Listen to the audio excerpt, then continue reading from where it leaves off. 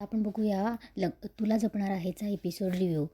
इकडे मंजिरी मदनला सांगत असते की तिच्यावर नीट लक्ष ठेव, तिच्या प्रत्येक हालचालींवर लक्ष ठेव आणि मला येऊन सांगत जा.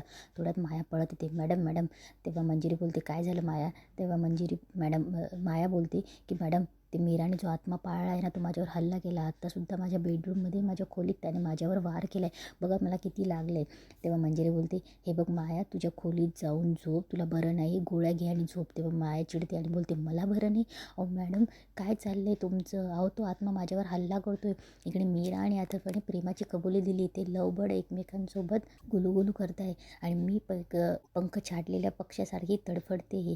तेव्हा मंजिरी बोलते की माया, माझ्याकडे कामाचा खूप व्याप आहे, मला प्रत्येक गोष्टीसाठी टाईम नाही. मंजिरी जायला लागते. तेव्हा माया तिचा हात पकडते आणि बोलते की हे बघा मॅडम, जर ह्या पोलिसांच्या चक्करमध्ये जर मला अडकवलं ना, तेवढ्यात तिच्यासमोर मदन येऊन उभा राहतो आणि माया डायरेक्ट शांतच होते. इकडे अथर्व आणि मीरा एकमेकांकडे बघत असतात. अथर्व मीराच्या जवळ जातो. मीराच्या डोळ्यात पाणी असतं. अथर्व मीराच्या जवळ जाणार आणि मीराकडे बघत असतो. मीराही अथर्वकडे बघत असते. तेवढ्यात त्यांना वेदाचा आवाज येतो की आत्या शाळेत ना आज खूप. तेव्हा अथर्व आणि मीरा वेदाचा आवाज ऐकतात आणि पटकन बाजूबाजूला होतात. तेव्हा अनन्या आणि वेदा तेव्हा दोघांकडे बघतच असतात, शांतच होऊन जातात.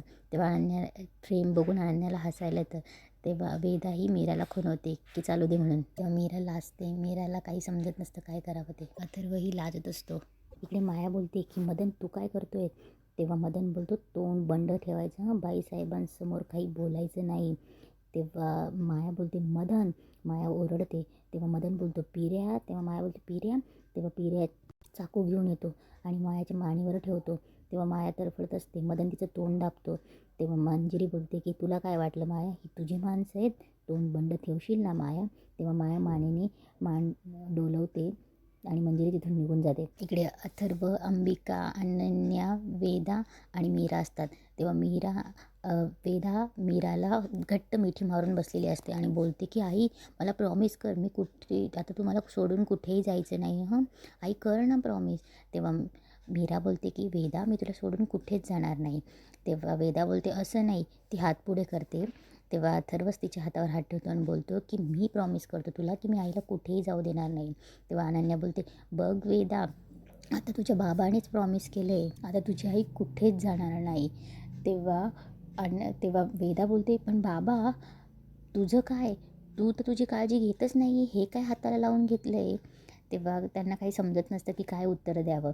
तेव्हा मीरा बोलते अगं नाही बाबा ना गडबडीत होते ना, मध्ये थोडे धडपडले म्हणून लागलं. तेव्हा वेदा बोलते की आई आता मी मोठी झाली हं, असं मला काही पण उत्तर देऊ नकास, खरं सांगा काय झालं आहे ते. तेव्हा अथर्व खुणवतो की सांगा आता. तेव्हा अनन्या बोलते वेदा अगं तू आईसाठी कटआउट रेडी केले होतेस ना, ते दाखवलेस का आईला? तेव्हा वेदा बोलते नाही आत्या. तेव्हा मीरा अनन्या बोलते की जा जा पटकन घेऊन ये. तेव्हा वेदा पळत पळत जाते घ्यायला. तेव्हा अनन्या बोलते की बहिणी आय नो की जे काही झालं आहे ना ते खूप विचित्र होतं आणि खूप सिरियस होतं. तेव्हा अनन्या बोलते पण तुम्हाला एक सांगू का, मी तुमच्यासाठी खूप खुश आहे. तुम्ही दोघांना सोबत बघून मी खूप खुश आहे. I am so happy for you guys. इकडे माया मीराचं कटआउट घेऊन बाहेर येते. बाहेर येऊन ती ते कटआउट बघते आणि बोलते की वेदाने हे कटआउट तुझ्यासाठी बनवलं आहे ना. तेव्हा माया जागा बघते आणि ते कटआउट चिखलात फेकून देते आणि बोलते आता तर फक्त तुझं कटआउट फेकलं आहे, नंतर तुला या घरातून किकआउट करेल ना नावाची माया नाही. तेवढ्यात वेदा पळत येते. माया मावशी मी आईचं कटआउट केलं होतं ते बघितलंस का? तेव्हा माया बोलते नाही गं, आणि मी कसं बघणार आहे, मी तर आत्ताच बाहेरून आली ना. तेव्हा वेदा बोलते मी सगळीकडे शोधलं, मला कुठेच भेटत नाही आहे. तेव्हा माया बोलते की अगं कटआउटची तुला काय गरज आहे, आता तर तुझी आईच घरी आली आहे ना, वेडी कुठली. आणि माया निघून जाते.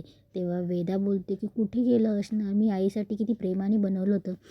तेव्हा वेदा नाराज होऊन घरात जायला लागते. तेवढं तिचं लक्ष खाली जातं ती बघते आणि तिकडे अंबिकाही येते. वेदा पळत पळत बघते आणि बोलते की कोणी फेकलं असेल हे कटआउट चिखलात. तेव्हा वेदा पटकन धावत पळत जाते, ते कटआउट उचलते आणि त्याला बघून रडायला लागते आणि बोलते की कोणी असं केलं. तेव्हा वेदा पटकन जाते आणि खिशातून रुमाल काढते आणि त्या रुमालाने पुसते. तेव्हा तेव्हा अंबिका बोलते की वेदा रडू नकोस बाळा. तेव्हा अंबिका विचार करत असते की कोणी केलं असेल, असं कोणी फेकलं असेल. तेव्हा अंबिकाच्या लक्षात येतं मायाशिवाय कोणी दुसरं नसणार आहे. तिचंच काम हे. असं वाटतं ना त्या मायाचा आत्ताच्या आत्ता जाऊन जीव घ्यावा, पण माझे हात बांधले.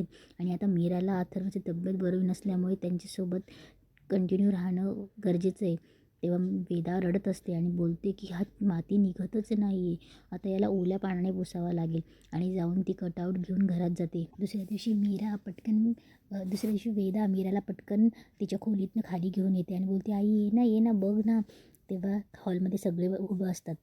तेव्हा वेदा बोलते, आई बघ ना तुझ्यासाठी आम्ही कटआउट केलं आहे. तेव्हा वेदा त्या कटआउटसोबत जे सगळ्यांनी लिहिलं असतं ना ते वाचून दाखवत असते. आणि ते वाचून दाखवता नर्मदाचा पॉईंट वाचत असते. तेवढ्यात नर्मदा बघत असते की नर्मदा फोनवर बोलत असते. तेव्हा अनन्या बोलते की बाबा, दामोदर काका ना थोडे शांत मिळव म्हणून आश्रमात गेले, पण आत्याने फोन करून त्यांची शांतता भंग केली. तेव्हा दादासाहेब बोलतात की अगं आश्रमात कोण बोलला, अगं तो मित्रांसोबत लोणावळ्याला गेला आहे.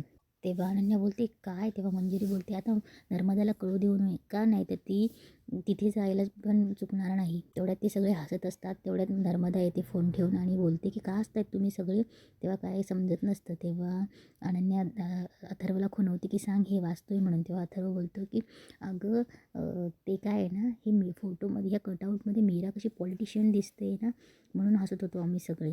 तेव्हा नर्मदा बोलते हो मलाही तेच वाटलं होतं, मी बोलणारच होती. तेव्हा मीरा अथर्वकडे रागाने बघते. तेव्हा अथर्व तिला सॉरी बोलतो खुणवून. दादासाहेब बोलतात की बरं, म्हणजे अनन्याचा प्लॅन आता वर्कआउट झालेला दिसतोय वाटतं. तेव्हा अनन्या बोलते ऑफकोर्स बाबा, आता दादाची काळजी करायची काही गरज नाही आहे, मीरा वहिनी आली आहे ना आता. तेव्हा अथर्व बोलतो हो माझं मनातलं मी सांगून मोकळा झालो आहे, पण समोरून काय अजून उत्तर आलेलं नाही आहे. तेव्हा मीरा लाजते. तेव्हा अथर्व बोलतो बघितलं लाजते ती. तेव्हा दादासाहेब बोलतात लाजणारच. पाडव्याच्या दिवशी तिने सगळ्यांसमोर तिच्या मनातलं सांगितलं होतं, तेव्हा भाव कोणी घालला होता. तेव्हा अनन्या बोलते दादाने, मग आता तिला पण थोडा भाव खाऊ देत. तेव्हा मीरा पुन्हा लाजायला लागते.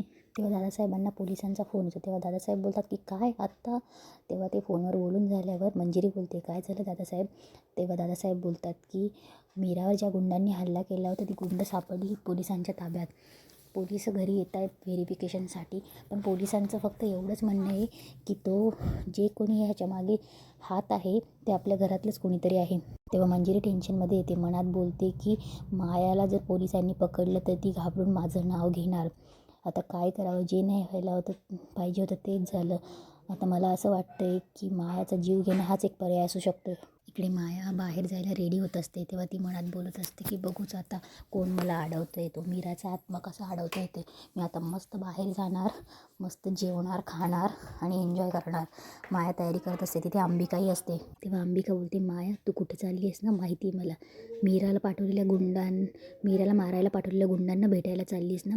थोड्यात म्हणजे तावात मायाला सांगायला येणार.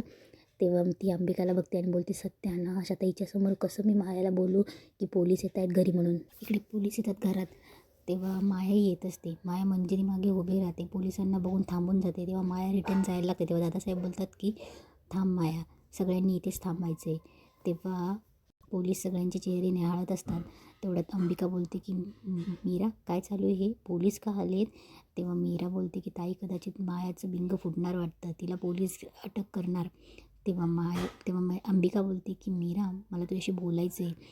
तेव्हा मीराला कळत नसतं की आता कसं बोलणार म्हणून. तेव्हा मीरा बोलते की दादासाहेब इन्स्पेक्टर साहेबांसाठी पाणी आणू. तेव्हा दादासाहेब हो बोलतात. तेव्हा मीरा पाणी घ्यायला जाते. तेव्हा अंबिका सांगत असते की मीरा मायाला आत्ताच पोलिसांच्या ताब्यात देणं योग्य नाही अगं. तेव्हा मीरा बोलते की ताई अगं काय बोलतेस तू, अगं तिला शिक्षा होते तर चांगलंच आहे ना. तेव्हा अंबिका बोलते हो चांगलं आहे, पण तिच्याकडनं अजून खूप गोष्टी वदवून घ्यायच्या आहेत मीरा. तुला माहिती ना तिने मला मारलं आहे, हे पण आपल्याला वदवून घ्यायचं आहे ना. तेव्हा मीरा बोलते हो. तेव्हा मीरा बोलते पण ताई तिला शिक्षा झाल्यावर आपण सगळ्यांना सांगून टाकू ना. तेव्हा अंबिका बोलते की तू मायाला खूप दिवसापासून ओळखतेस ना मीरा, ती इतकी सोपी वाटली का तुला. तेवढं तिथे नर्मदा आहे आणि बोलते का गं मीरा काय करतेस, पाणी घ्यायला आलीस की विहीर खणतेस, अगं सगळे वाट बघतायत तुझी. तेव्हा मीरा बोलते हो. तेव्हा नर्मदा बोलते की काय गं तू एवढी टेन्शनमध्ये काय. तेव्हा नर्मदा बोलते मीरा तुझ्यावर तूच हल्ला नव्हता ना करून घेतलास. तेव्हा मीरा बोलते काय बोलतायत आत्या, तेव्हा नर्मदा बोलते की नाही, मला जस्ट वाटलं म्हणून तुला मी बोलली, चल पटकन लवकर बाहेर ये. तेव्हा नर्मदा जाते. तेव्हा मीरा बोलते की तेव्हा अंबिका बोलते की मीरा, आत्ता आपल्याला मायाला निष्ठू द्यायचं नाही, मी काय म्हणते. तेव्हा मीराला काही सुचत नसतं. आपले दादासाहेब पोलिसांना विचारतात की इन्स्पेक्टर साहेब, तुम्ही जे फोनवर सांगितलं ते खरं आहे. तेव्हा इन्स्पेक्टर बोलतात की हो, प्राथमिक चौकशीत तर तेच लक्षात आलं आहे. तेव्हा दादासाहेब बोलतात, म्हणजे या गुंडांना हायर करण्यात आमच्याच घरातली कोणीतरी व्यक्ती आहे, मायाला तर कामच फुटत असतो. तेव्हा इन्स्पेक्टर बोलतात, हो साहेब. तेव्हा दादासाहेब मंजिरीकडे बघत असतात. माया मंजिरीच्या मागे तोंड लपवत असते. तेव्हा दादासाहेबांना लक्षात येतं की शिवनाथ त्यांना बोललेला असतो की तुझी दुसरीच बायको घात करणार. हे दादासाहेबांना आठवताना इथेच आजचा एपिसोड संपतो.